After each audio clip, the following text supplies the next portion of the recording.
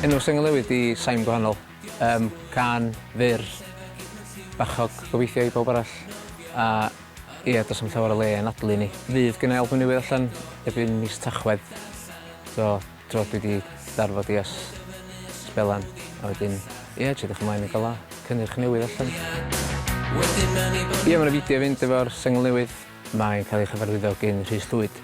Mae gyd i gael ei wneud ar iPhone 6. Nath o esblygu gymaint o'r syniad cyntaf o gynnau i wneud o mewn stafell wen yn hanner noeth efo lot o baent.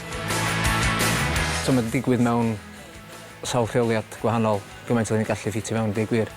Felly fyddwn ni bob man o drio syth i mewn archfarchnad i trio peidio dychryn buwch oedd yn sefyll.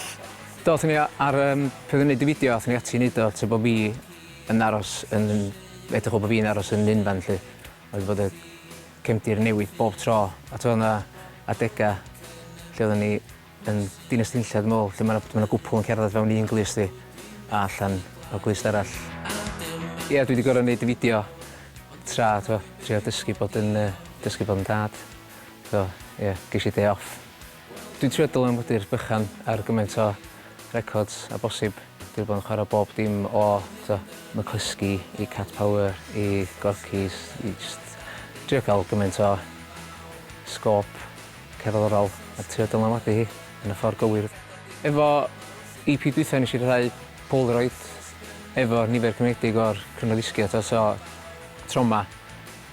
Mae yna nifer cymredig o'r CDs mynd i fod efo lawrlwythiad anyway lle, a wedyn mi fydd nhw gyd efo, dwi'n meddwl 200 yn mynd i wneud efo cloriau gwahanol.